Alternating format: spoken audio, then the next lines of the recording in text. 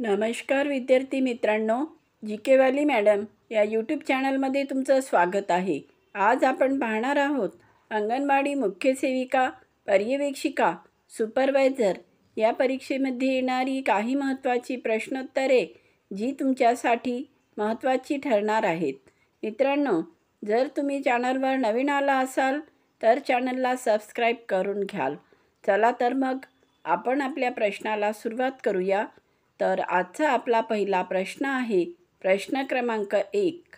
Vitamin एचा अभाव झाल्यास काय आजार होतो? ऑप्शन आहे ए रात आंधळेपणा, बी हाडांचे दुखणे, सी त्वचा खाज, डी ताप। तर उत्तर आहे ऑप्शन क्रमांक ए रात आंधळेपणा। विटॅमिन एचा अभाव झाल्यास रात आंधळेपणा हा आजार होतो। आता यानंतरचा पुढचा प्रश्न आहे प्रश्न क्रमांक 2। संपूर्ण आहार म्हणजे काय? ऑप्शन आहे ए फक्त भात, बी प्रथिने, कार्बोहायड्रेट्स, स्निग्ध पदार्थ, जीवनसत्वे, खनिजे, सी मिठाई, डी तेलकट जेवण। उत्तर आहे ऑप्शन क्रमांक बी प्रथिने, कार्बोहायड्रेट, स्निग्ध पदार्थ, जीवनसत्वे, खनिजे। आता यानंतरचा पुढील प्रश्न आहे प्रश्न क्रमांक 3। जन्मताच स्तनपान सुरू करायला हवे किती वेळात? ऑप्शन आहे ए 12 तासात, बी 1 तासाच्या आत, सी 24 तासात, डी 6 तासात। उत्तर आहे ऑप्शन क्रमांक बी 1 तासाच्या आत। जन्मताच स्तनपान 1 तासाच्या आत सुरू करायला हवे।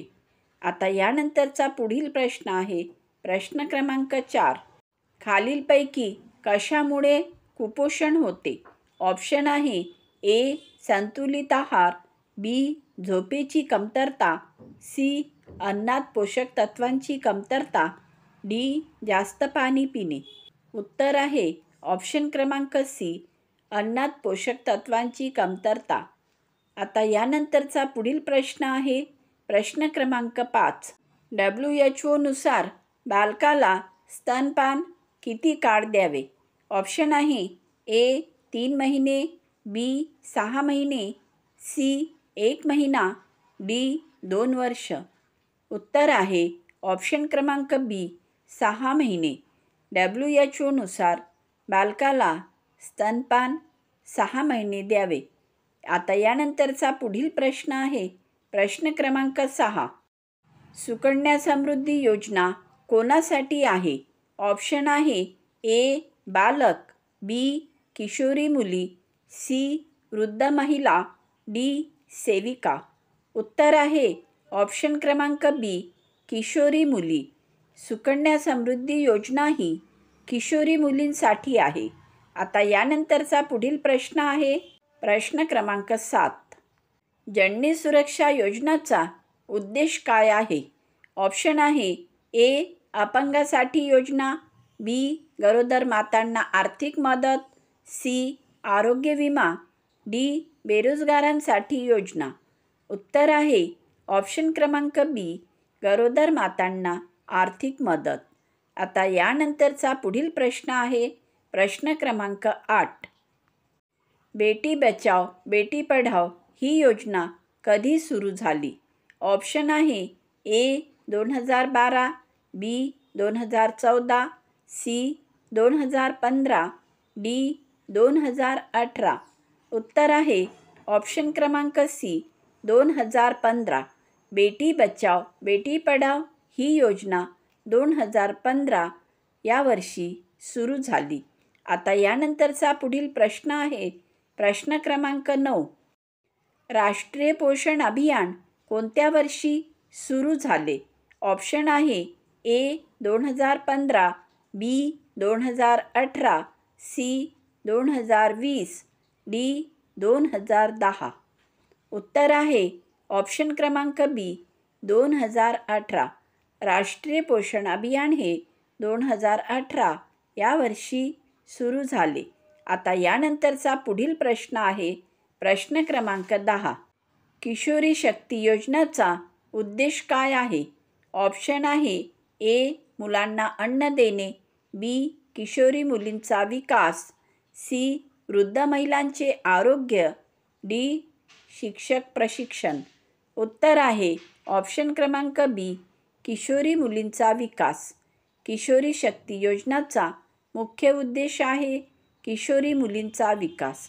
आता यानंतरचा पुढील प्रश्न आहे प्रश्न क्रमांक 11. एक पर्यवेक्षिका सरासरी किती अंगणवाडी केंद्रांवर जबाबदार असते? ऑप्शन आहे ए. 10, बी. 20, सी. 25, डी. 40. उत्तर आहे ऑप्शन क्रमांक सी. 25. एक पर्यवेक्षिका सरासरी 25 अंगणवाडी केंद्रांवर जबाबदार असते. आता यानंतरचा पुढील प्रश्न आहे प्रश्न क्रमांक 12. सेविकेची उपस्थिती कोण रेकॉर्ड करतो? ऑप्शन आहे ए. पोलीस, बी. सहायिका, सी. पर्यवेक्षिका, डी. डॉक्टर. उत्तर आहे ऑप्शन क्रमांक सी. पर्यवेक्षिका. आता यानंतरचा पुढील प्रश्न आहे प्रश्न क्रमांक 13. अंगणवाडी केंद्रातील सर्व नोंदी कोण तपासतो? ऑप्शन आहे ए. जिल्हाधिकारी, बी. पर्यवेक्षिका, सी. पालक, डी. सहायिका. उत्तर आहे ऑप्शन क्रमांक बी. पर्यवेक्षिका. अंगणवाडी केंद्रातील सर्व नोंदी पर्यवेक्षिका तपासते. आता यानंतरचा पुढील प्रश्न आहे प्रश्न क्रमांक 14. मंथली प्रोग्रेस रिपोर्ट MPR कोण तयार करतो?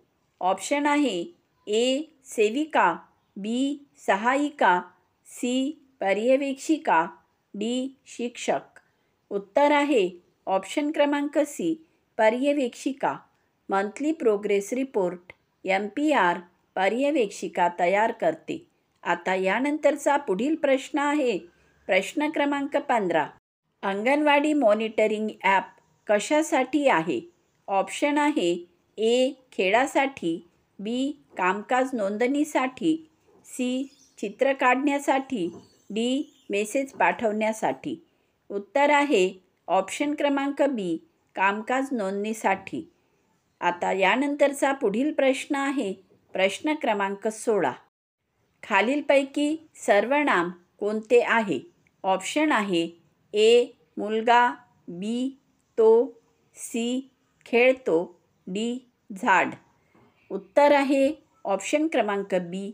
तो. तो हे सर्वनाम आहे कारण तो हे एखाद्या व्यक्तीची जागा घेतो, त्यामुळे तो हे सर्वनाम आहे.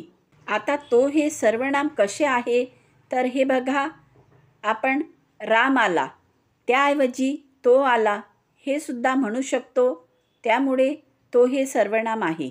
आणि तो आला किंवा ती आली हे म्हटल्यानंतर आपल्या लगेच लक्षात येते की कुणीतरी व्यक्ती आलेला आहे, त्यामुळे तो हे सर्वनाम आहे. आता यानंतरचा पुढील प्रश्न आहे प्रश्न क्रमांक 17. मुलगी खेळत होती या वाक्यात खेळत होती हे कुठल्या काळाचे उदाहरण आहे?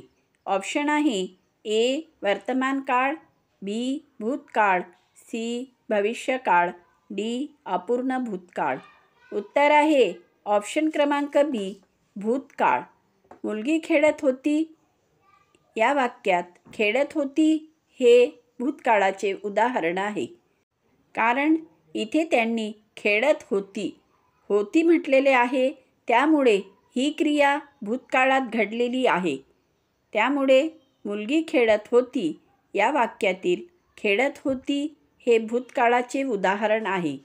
आता यानंतरचा पुढील प्रश्न आहे प्रश्न क्रमांक 18. मी शाळेत जातो या वाक्यातील क्रियापद ओळखा. ऑप्शन आहे ए. मी, बी. शाळेत, सी. जातो, डी. वाक्य. उत्तर आहे ऑप्शन क्रमांक सी. जातो. क्रियापद म्हणजे क्रिया दर्शविणारे शब्द आणि जातो ही एक क्रिया आहे, कृती आहे, त्यामुळे या वाक्यातील जातो हे क्रियापद आहे. आता यानंतरचा पुढील प्रश्न आहे प्रश्न क्रमांक 19. तो खूप चांगला मुलगा आहे. या वाक्यात चांगला हा शब्द कशाचा प्रकार आहे? ऑप्शन आहे ए. नाम, बी. सर्वनाम, सी. विशेषण, डी. क्रियापद. उत्तर आहे ऑप्शन क्रमांक सी. विशेषण.